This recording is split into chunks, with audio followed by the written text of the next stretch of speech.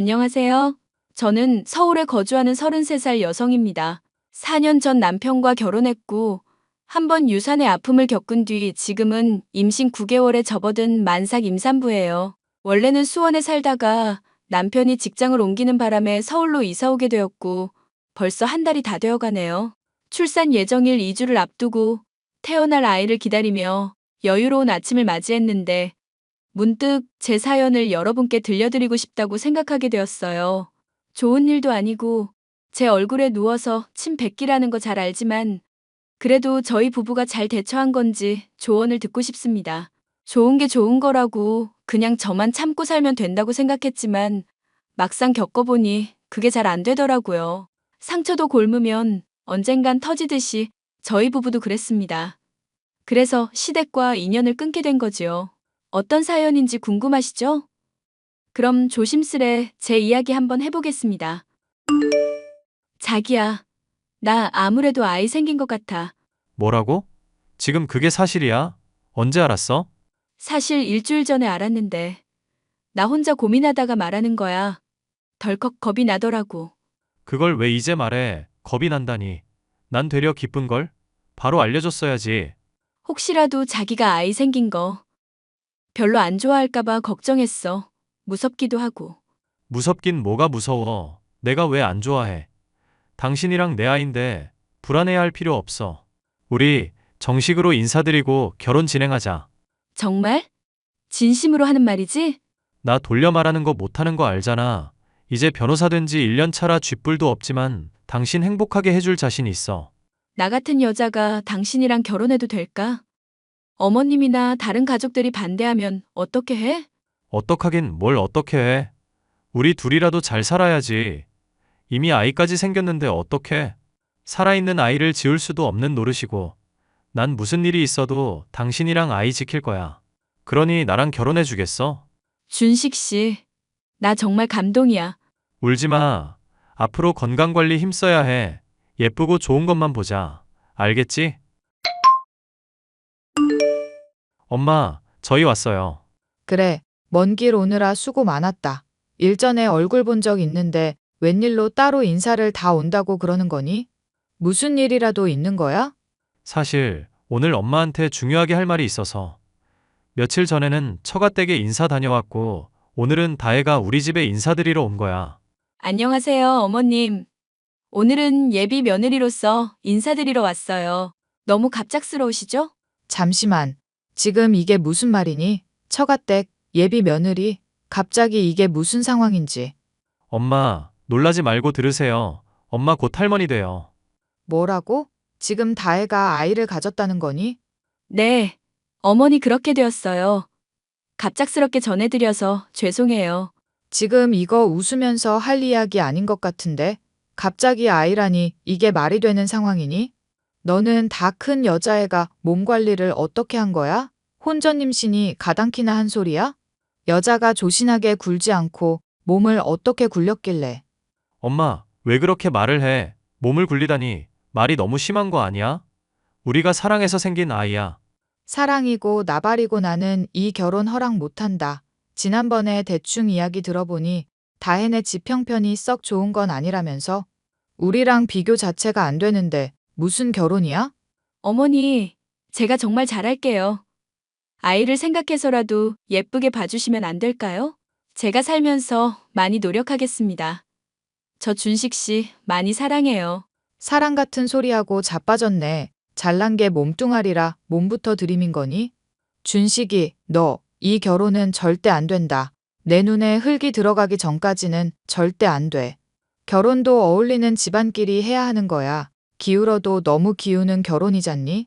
내가 너 이런 집안이랑 엮이게 하려고 공부시키고 변호사 만든 거 아니다. 엄마, 말이 정말 심하네. 나 변호사 만든 게 엄마가 만든 거야. 내가 공부해서 내가 이뤄낸 거야. 물론 엄마가 뒷바라지 해준 건 정말 감사한 일이지. 근데 내 아내 될 사람한테 함부로 말하지 않았으면 좋겠어. 그리고 직업에 귀천이 어딨어? 이미 내 아이까지 가진 사람이야. 요즘 사람들 결혼하면서 아이까지 혼수로 생각한다는데 조금 이르다 뿐이지 행복하게 잘만 살면 되는 문제 아닌가? 아이고, 이 녀석아, 보이는 게 있잖냐. 너 이제 변호사 되어서 취직한 지 얼마나 됐다고 발목을 잡혀. 엄마, 제발 그만 좀 해. 엄마가 허락 안 하면 우리 둘이라도 살 거야. 내 아이까지 가진 사람 무시하고 살 순 없어. 나도 다혜 사랑하고 우리 서로 사랑해. 지금 나 협박이라도 하는 거야? 그래, 너희 둘이 알아서 잘해봐라. 저희가 결혼하기까지 과정이 순탄치만은 않았습니다. 혼전 임신이 어른들에게 좋은 건 아니었으니까요. 저희 친정엄마도 처음에는 눈물까지 보이시며 어떡 하면 좋냐고 한탄하셨을 정도니까요. 시어머니 말씀도 틀린 말은 아니었습니다. 평범한 집안에서 자랐고 형편이 좋지 못한 것도 사실이었으니까요. 변호사라는 대단한 직업을 가진 남편과 간호사도 아닌 간호조무사라는 직업을 가진 제가 차이가 나는 건 당연지사였습니다. 시댁은 홀시어머니, 시누이, 남편 이렇게 세 식구였는데 수원에서 나름 유명한 갈빗집을 운영하고 계셨어요. 친정에 비하면 금전적인 여유도 있으셨고 시어머니는 혼자서 자식 둘을 키워오신 자부심이 아주 대단하셨죠. 결국 저희는 심한 반대가 있었음에도 불구하고 2달 정도 설득 끝에 결혼 허락을 받았습니다. 과한 혼수나 예단 없이 결혼 반지만 맞추고 결혼식을 올렸어요. 신혼집은 시댁 근처 반 2칸짜리 빌라에서 시작했습니다. 저는 맨몸으로 결혼한 것에 대한 죄송한 마음도 있었고 앞으로 열심히 살아야겠다고 다짐했더랬죠. 하지만 결혼 후 현실은 각오했던 것보다는 훨씬 더 가혹했습니다. 고된 시집살이가 저를 기다리고 있었거든요. 예, 너 휴직하고 집에 있다면서? 시간도 남으니 식당에 좀 나오너라. 워낙 바빠서 일손이 모자라는구나. 어머니, 제가 일을 하면 안 되는 몸이어서요. 병원에서 조심하라고 그랬거든요. 지금 무슨 말을 하는 거야? 그깟 의사가 몇 마디 한 거 가지고. 그리고 애 가진 게 무슨 유세 부릴 일이니? 나 때는 말이다. 만삭 때까지 밭일도 하고 다 그러면서 지냈어. 몸 풀면 바로 집안일도 하고 그랬단 말이다. 너라고 못할 것 없지. 잔말 말고 나오너라. 제가 유산기가 있어가지고요.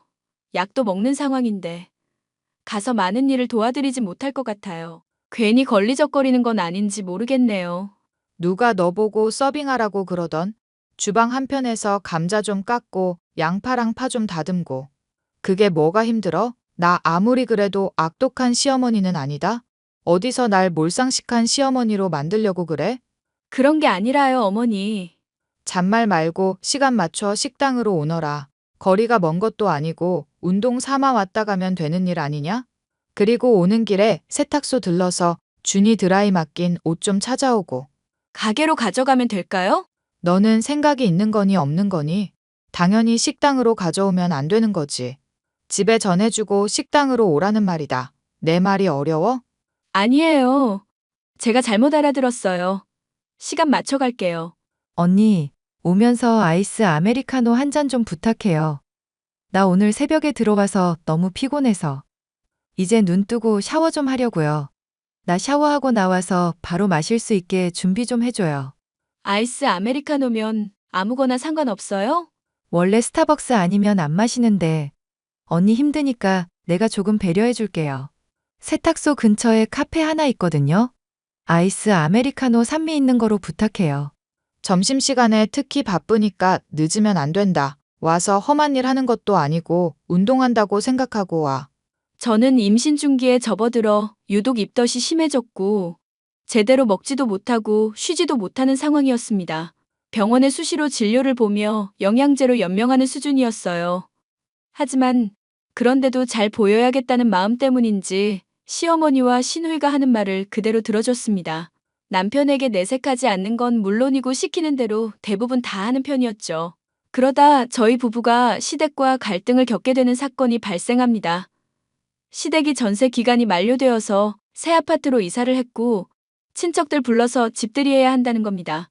집에서 쉬는 저보고 장을 봐오라길래 군말 없이 대형마트에 갔고 어마어마한 양의 장을 봐야 했습니다.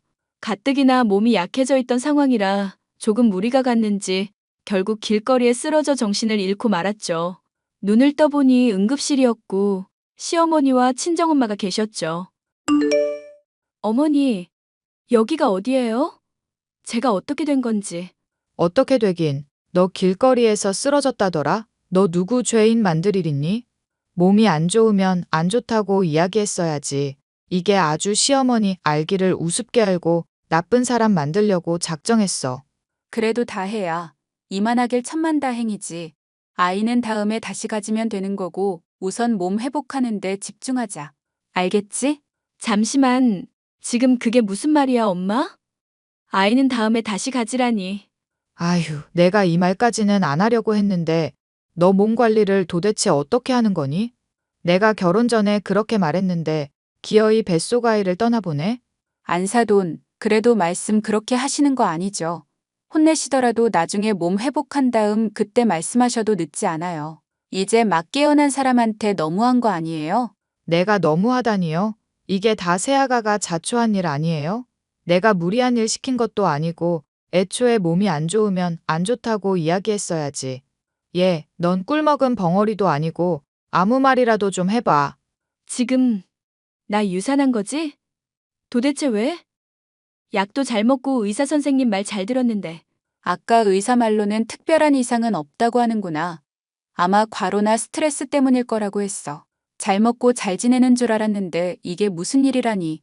피 검사했는데 너 수치가 말도 아니야. 의사도 먹는 거 신경 쓰라고 한 소리 하더라. 지금 이게 말이 되는 상황이야? 우리 아기 어떻게 해? 일단 진정부터 하고 보자. 아이는 나중에 생각해도 늦지 않아. 박서방이랑 노력해서 또 가지면 되는 문제야. 몸도 건강해야 빨리 찾아오지. 일단 회복부터 하자. 엄마 말 들어. 하이고 누가 보면 아주 큰 일이라도 난 줄 알겠어. 자기 몸 하나 제대로 간수도 못하면서 무슨 애를 낳는다고. 너 조선시대였으면 친정으로 쫓겨났다. 알아? 듣자 하니까 안사돈 정말 너무하시네요. 제가 그만하라고 말씀드렸죠? 지금 아픈 사람 앞에 두고 뭐 하는 짓입니까? 어머 이봐요. 어디서 큰 소리예요? 뭐 잘난 게 있다고 큰 소리냐고. 결혼하면서 뭐 하나 해온 게 있기를 해? 귀한 우리 아들 꼬드겨서 혼전 임신으로 결혼한 주제에. 제발 그만 좀 하세요. 어머니 말씀 그렇게 하시는 거 아니죠? 제가 없이 결혼한 건 맞는데요? 어머니가 그렇게 말씀하시는 건 경우 없는 짓이에요. 뭐? 이 버르장 머리 없는 년 같으니라고. 뭐? 년? 이보세요. 자기 자식 귀한 줄 알면 남의 자식도 귀한 거예요. 어디다 대고 내 딸한테 2년 전년이야? 없이 살았다고 이렇게 무시해도 되는 일이에요? 두 모녀가 아주 쌍으로 지랄이네 지랄이야. 이왕 이렇게 된 거 내가 준식이한테 말해서 둘이 갈라서게 해야겠어. 박서방 출장 복귀해서 지금 오는 길이라고 합니다. 오자마자 물어보면 되겠네요. 제발 설득해서 이혼했으면 좋겠습니다. 사부인하는 꼬락서니 보면 우리 딸 결혼시키지 말 걸 그랬어요. 결혼시킨 내가 미친년이지.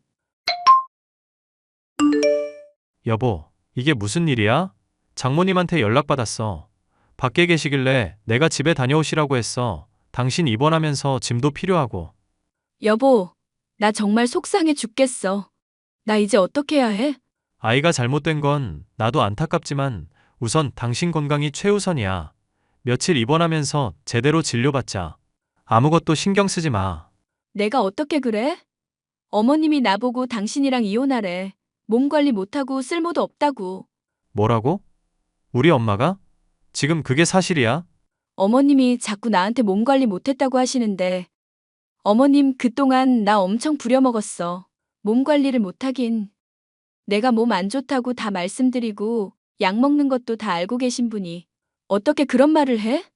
자기 손주 가진 며느리한테 어떻게 그러냐고. 내가 아무리 없이 결혼했다지만 이건 너무한 거 아니야? 엄마가 뭐라고 했는지 자세히 이야기해봐. 토씨 하나 빼먹지 말고 있는 그대로 이야기해. 나 아이 유산한 거 다 어머니 때문이야. 과로랑 스트레스 때문이라고. 어머님, 나 몸 안 좋은 거 알면서 계속 일 시키셨어. 아가씨 커피 사다 줘라. 식당에서 야채 썰어라. 캐셔 봐라. 나 쓰러진 것도 집들이 해야 한다고 장 봐오라고 하셔서 그런 거야. 정말 죽고 싶다. 내가 이런 대접 받으려고 당신이랑 결혼한 게 아닌데. 엄마 정말. 그래 놓고 나한테 하시는 말씀이 내가 당신 꼬드겨서 결혼한 거래.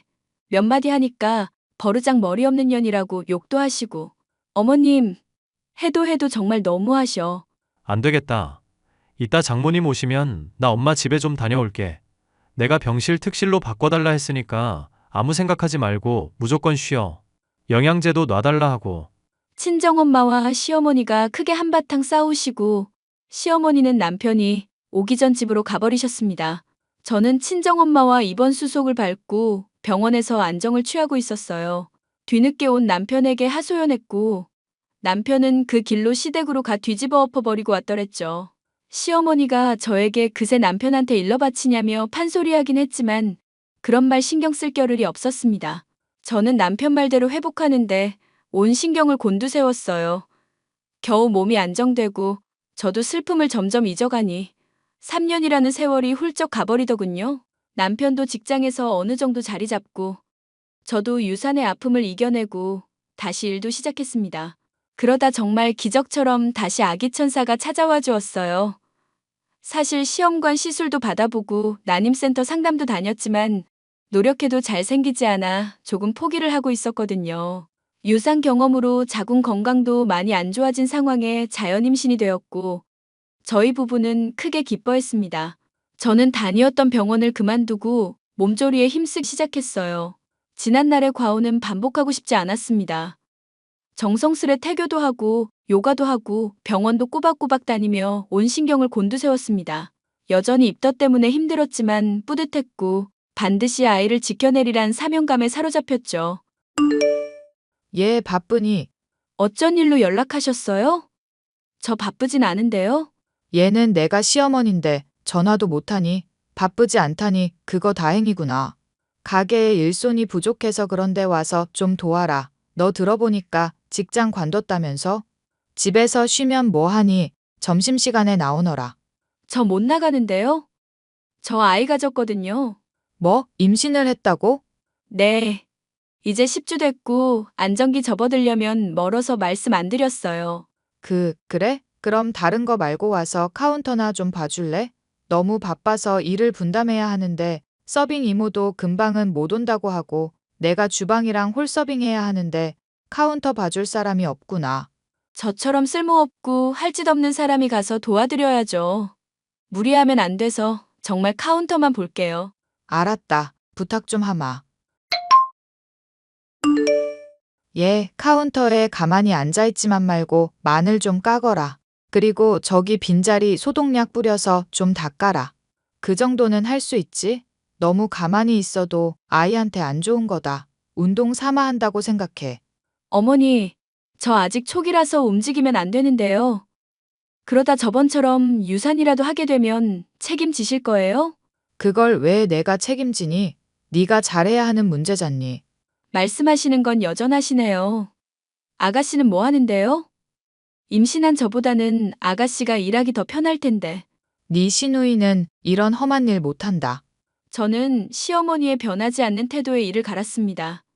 정말 카운터에서 돈 계산만 했고 남는 시간에는 휴대전화로 태교 영상만 봤습니다. 하지만 시어머니가 누군가요? 며느리 가만히 있는 꼴은 못 보는 대단한 위인이시지 않습니까? 저는 군말 없이 잔심부름까지 해내며 기회를 엿보았습니다. 다시는 저에게 부탁이라는 걸 못할 정도로 정말 크게 한 방 터뜨릴 참이었거든요. 그렇게 시간이 흘러 저는 어느덧 임신 9개월을 바라보게 되었습니다.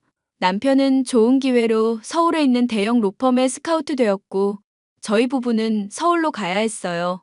그동안 꾸준히 돈도 모았고 대출을 받긴 했지만 내 집 마련에 성공해 이사까지 완료했습니다. 그런데 잊을 법했던 시어머니의 만행은 여전했어요. 이사한 지 일주일도 채 되지 않았고 제가 만삭인데도 불구하고 친척들을 불러 집들이 하라고 하더군요. 언제쯤 할까? 상의하는 것도 아니고 당장 주말에 올 테니 상을 차려놓으랍니다. 당장 내일 출산해도 이상하지 않은 저한테 말이죠. 어머니, 아무리 생각해도 집들이는 무리네요. 저 만삭인데 음식을 어떻게 해요? 출장 뷔페도 싫다 하시고 그럼 못해요. 원래 새 집으로 이사 가면 집들이 하는 게 전통이다. 너는 그런 것도 모르니? 그리고 음식은 정성인데 무슨 출장 뷔페? 어른들 모셔놓고 잘 살겠다. 인사드리는 자리인데 정성껏 음식 준비할 생각은 안 하고 뷔페는 무슨 뷔페야. 만삭인 제가 몇십 인분 요리해야 하는 건 당연한 거예요? 저는 못해요. 하시려면 어머니가 하시던가요? 너 지금 시어머니 말에 토다는 거니? 내가 요즘 잔소리 좀 안 했다고 이게 기고만장해서는. 어머니, 기고만장한 게 아니라요. 어머님이 하시는 행동이 맞다고 생각하세요? 저는 지금 되게 어이없거든요. 네가 어이없을 일이 뭐가 있어? 시어머니가 하라면 하는 거지. 그렇게 하고 싶으시면 어머니가 하시던가요? 자꾸 이러시면 저 그이한테 말할 거예요. 뭐라고? 알겠다, 알겠어. 집들이는 그냥 내가 꺼내본 말이야. 내가 적당히 둘러댈 테니까 그런 줄 알아. 어머니, 서로 조심하고 배려하면 큰 소리 날 일 없어요. 그리고 말씀드리는 김에 한마디 더 하는데요. 아가씨, 우리 집 그만 오라고 전해주실래요? 왜 그러냐? 동생이 오빠 집에 놀러 갈 수도 있는 거지. 너는 새언니나 되어서 왜 그렇게 야박하게 굴어? 생각 이하의 행동을 하니까요. 맨날 밤새워서 술 먹고 피곤하다고 자고 가고. 여기가 무슨 숙박업소예요? 그거야 우리 집이 머니까 그런 거지. 그리고 어머니도 자주 오지 마세요. 툭하면 뭐 하냐고 오시고 반찬 주러 오셨다면서 반찬은 없고. 그냥 제가 뭐 하나 감시하러 오시는 거죠? 너 말하는 게 왜 그러니? 그리고 내가 우리 아들 집에 간다는데 엄마가 아들 집에 가는 게 그렇게 이상할 일이니? 아니요. 그냥 웃겨서요.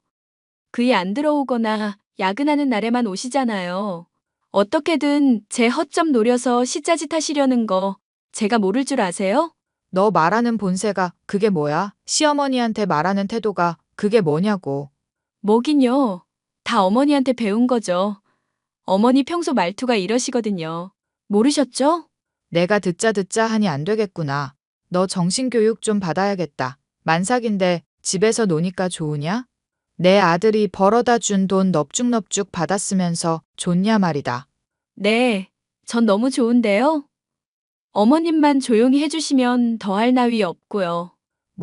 너 아무래도 다시 가게 나와야겠다. 다음 주부터 애 낳기 전까지 매일 식당으로 오너라.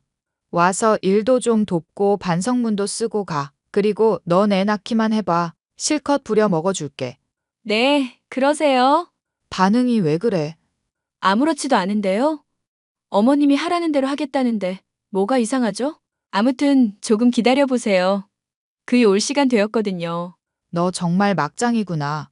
반성문을 아주 많이 써야겠네. 너 단단히 각오하고 일하러 와라. 잠시만, 이게 무슨 소리야? 엄마 반성문이라니? 가게에서 일하는 건 뭔 소리야? 아니, 그게 말이다. 내가 말이 헛나온 거야. 네가 잘못 들은 거다. 지금 나랑 장난해? 매일 식당에서 일하라며. 나 다 들었어.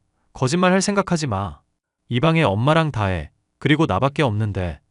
엄마, 다혜 아니면 누구한테 이야기한 건데? 준 씨가 정말 미안하다. 엄마가 생각이 짧았어.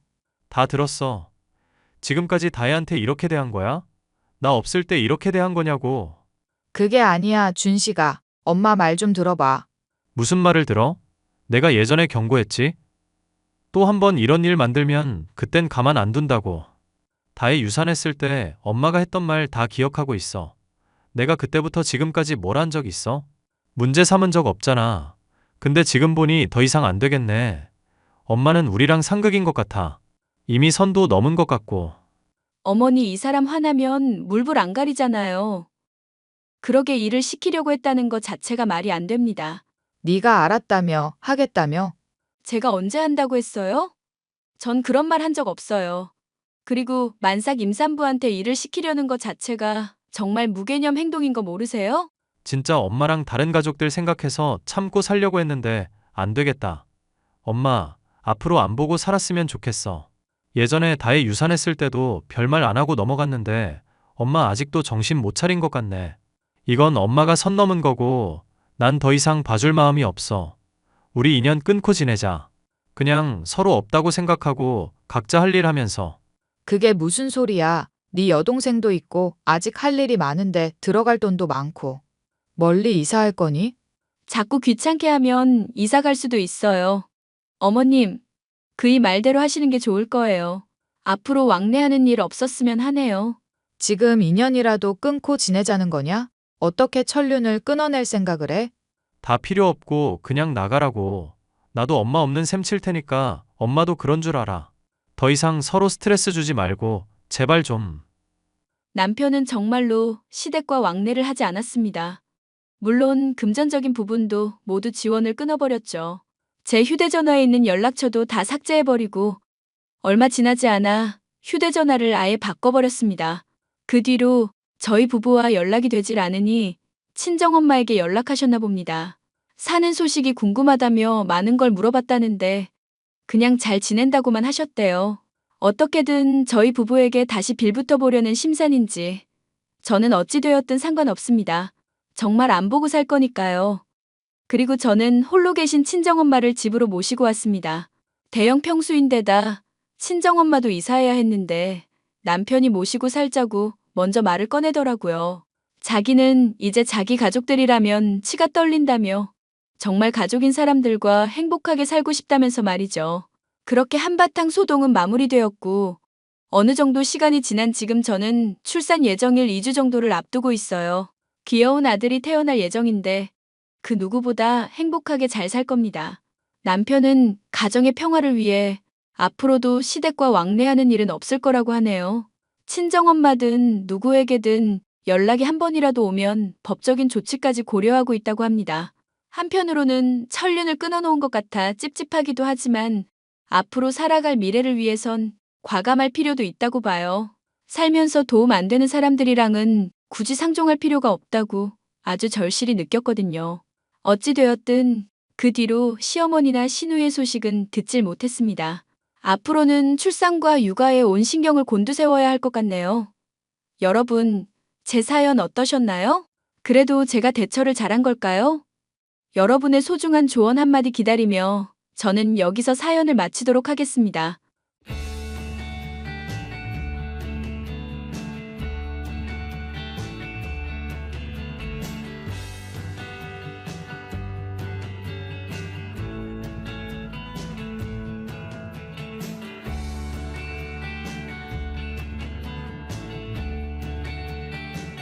서희야, 아까 이번 달 양육비 보내놨어. 그래? 하루 빠르네? 내일부터 해외 출장 가거든. 그래서 하루 일찍 보냈어. 여전히 바쁜가 보네? 그래서 나한테 버림받고 아인이 양육권도 뺏긴 거 아니야. 근데 솔직히 좀 불공평하긴 하지. 네가 바람 피워서 이혼한 건데 왜 너한테 우리 딸 양육권을 줘야 되는 거냐고. 당신같이 일밖에 모르는 인간은 제대로 양육을 못할 거라고 판단되니까 그렇지. 뭐 부정은 못하지.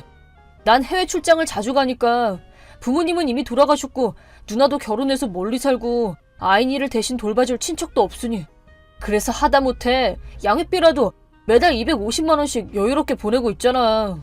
뭐 당신이 가진 재주라고는 돈 좀 번다는 것뿐이긴 하지. 덕분에 생활하는데 큰 문제가 없는 건 사실이니까 그 부분은 감사하고 있어. 꼭 아이니를 위해서 써. 알겠다니까. 근데 슬슬 아이니도 핸드폰 있어야 되는 거 아니야? 어? 그걸 왜 물어봐? 아니 벌써 고1이잖아. 내 동료 딸이랑 비슷한 나이인데 요새는 그 나이에 핸드폰이 없으면 엄청 불편하다고 하던데 아이니가 사달라고 말 안 해? 걔는 그런 거 별로 관심 없어 해. 그래? 애 안전을 생각해서라도 내 생각에는 슬슬 하나 있어야 되지 않을까 싶은데. 그만 얘기하고 이제 나 일하러 가야 돼. 핸드폰은 생각해 볼게. 그래 알겠어. 아이니한테 안부 전해줘. 아빠, 갑자기 연락해서 미안해. 나 아인이야. 어? 아인이라고? 정말? 응, 엄마 핸드폰 보고 아빠 연락처 알아내서 연락한 거야. 근데 너 핸드폰 없는 거 아니었어? 아니야, 고등학교 입학했을 때 샀어. 주변 애들은 이미 다 가지고 있고 엄마도 다른 사람들이 다 핸드폰 필요하다고 하도 말을 해서 어쩔 수 없이 사준 거긴 하지만. 그렇구나. 연락해줘서 고마워. 딸한테 연락받으니까 좋네. 응, 근데 분명 저번에 엄마랑 카톡했을 때는 아직 네가 핸드폰에 관심이 없는 것 같다고 그랬는데. 그건 아빠랑 내가 연락하는 게 싫어서 그런 거 아닐까? 어? 그래서 아직 내가 핸드폰이 없다고 말한 걸지도 모르지. 아, 뭐 하긴 그걸 좋아라 할 이유는 없겠네. 엄마 입장에서 생각해보면 이혼한 남편이랑 자기 손에 있는 딸이 연락하는 거니까. 있잖아, 아빠. 양육권이라는 게 자녀가 13세 이상이 되면 본인의 의사도 존중받는 거지? 그럴 거야. 이혼할 때 얘기했던 걸 기억하는구나. 나 아빠랑 살고 싶어. 어? 그냥 집에 잘 거만 있으면 나는 상관없어. 식비도 알바해서 보탤 거고 내가 집안일도 할게. 잠깐만, 아이나. 물론 전학할 때 필요한 수속이나 나 혼자서 해결하기 힘든 건 도움을 받아야겠지만 그 외에는 전부 다 내 혼자 힘으로 할게. 아니, 아이나 잠깐만. 전학 얘기까지 나오는 거 보니까 아빠가 지금 부산에 사는 건 알고 있는 거야? 당연하지. 내가 다닐 만한 고등학교도 이미 다 찾아놨어. 이젠 그냥 아빠 허락만 받으면 돼. 대체 왜 그런 생각을 하게 된 거야? 아니 사실은 엄마한테 남자친구가 생겼거든. 어? 남자친구? 물론 아무리 딸이 있다고 해도 엄마도 지금 솔로니까 남자친구가 생겨도 이상할 건 없지만 엄마가 그 남자친구를 집에 데려올 때마다 나는 집 밖으로 쫓겨난단 말이야. 뭐? 그래서 이제는 아예 학교 끝나고 바로 알바까지 가고 있는데 요새는 심지어 남자친구가 자고 가는 날도 많거든. 그럼 설마 한밤중에도 쫓겨난단 소리야? 그래도 다행히 그때마다 앞집에 사시는 할머니가 재워주시기는 해. 그랬구나. 그리고 알바를 3개나 하는데도 식비가 부족해서 몸무게도 15kg나 빠졌어. 뭐라고? 아빠가 매달 양육비 넉넉히 보내고 있는데? 어? 엄마는 내가 고등학생이 된 이후로는 양육비를 못 받고 있다고 하던데? 뭐? 아빠 회사가 도산해서 양육비 못 받는다고 그러더라고. 아니야. 회사도 멀쩡하게 잘 돌아가고 있고 항상 양육비도 매달 250만 원씩 보내놨어. 그렇게 많이? 설마 엄마가 너한테 거짓말한 건가? 그렇게까지 돈이 필요한가? 하여튼 나 이제 여기 있기 싫어. 그래서 엄마 몰래 이렇게 아빠한테 연락한 거야. 알겠어. 일단 한번 만나자. 다행히 내일은 쉬니까 아빠가 바로 기차 타고 갈게. A역 3번 출구에서 만나면 아마 엄마도 모를 거야. 알겠어. 그럼 거기서 딱 12시에 만날까? 알겠어. 내일 보자. 아빠, 오늘 고마웠어. 그래, 아이나. 오늘 밤은 어디서 지낼 거야? 담임 선생님네 집. 아빠가 전화로 상황을 설명해준 덕에 언제든 자러 와도 된다고 말씀해 주셨거든. 그렇구나. 이번 일을 같이 도와준다고까지 하셨고 참 좋은 선생님을 둔 것 같네. 감사하다고 꼭 전해줘. 알겠어. 그럼 어제 얘기한 대로 여름방학 중에 결판 내는 걸 목표로 움직이면 되는 거지? 아빠도 바쁠 텐데 귀찮게 해서 미안해. 걱정하지 마. 하나도 안 귀찮고 이럴 때 아빠를 믿고 도움을 요청해서 오히려 기뻐 아빠는. 고마워, 아빠.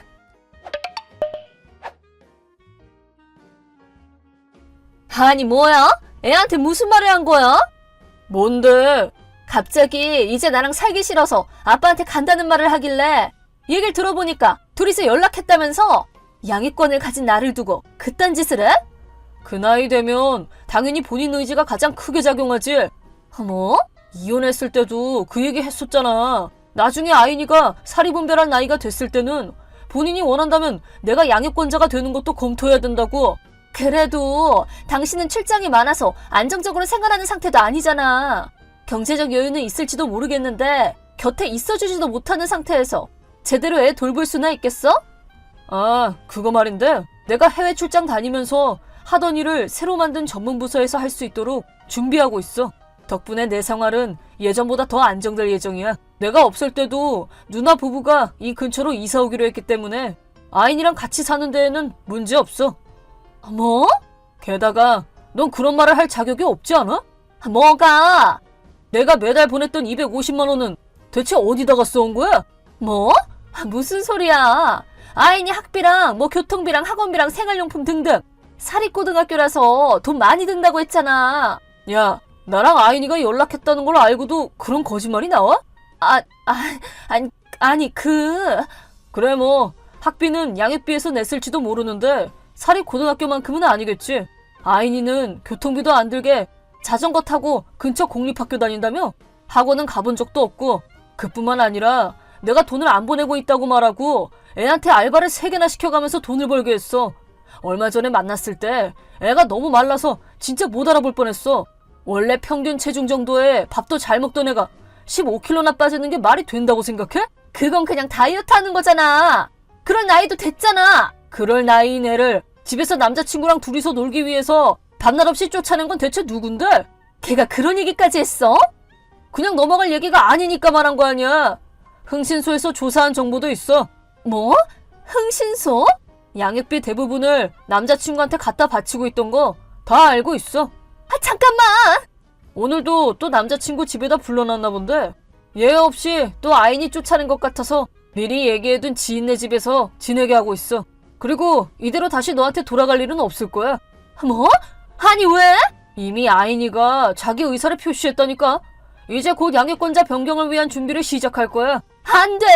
지금 아인이 이르면 난 먹고 살지도 못한단 말이야. 남자친구와의 시간이 너무 소중해서 알바도 그만두셨나봐. 네가 다 갖다 쓴 양육비도 어느 정도는 도로 받아낼 생각이니까 얼른 일자리나 알아봐. 뭐? 그게 대체 얼만데? 그거야 계산을 해봐야 알긴 하겠지만 아인이가 한 얘기를 토대로 생각해보면 대충 6천만 원 가까이는 되지 않을까 싶어. 6천만 원? 정확한 액수는 변호사가 연락할 거야. 변호사까지? 그러니까 그쪽을 통해서 얘기하면 돼. 아니, 잠깐만. 너무 갑작스러워서 머리도 안 돌아간단 말이야. 변호사한테 얘기하라니까. 난 간다. 이 행동은 딸의 여름방학 시기를 노렸습니다. 전처가 학교에 난입해서 딸과 접촉할 가능성을 고려한 것입니다. 양육권자 변경은 사정을 알게 된 전처의 부모님도 함께 설득해 주셔서 겨우 수속을 마칠 수 있었습니다. 딸은 저와 함께 살 수 있다는 걸 알게 된 순간 매우 기뻐했습니다. 전학갈 학교도 정해져서 신학기 시작과 함께 새 학교 생활에도 순조롭게 적응한 듯합니다. 전처는 이제 자신의 부모님에게조차 버림받게 되었고 다 써버린 양육비를 갚기 위해 빚까지 졌습니다. 자신에게 바쳐온 돈이 어디서 나온 건지를 알게 된 남자친구와도 이별했고 완전히 혼자가 된 전처는 그 동네를 떠날 수밖에 없게 되었고 지금은 한 지방 번화가에서 몸을 팔며 일하고 있다고 합니다.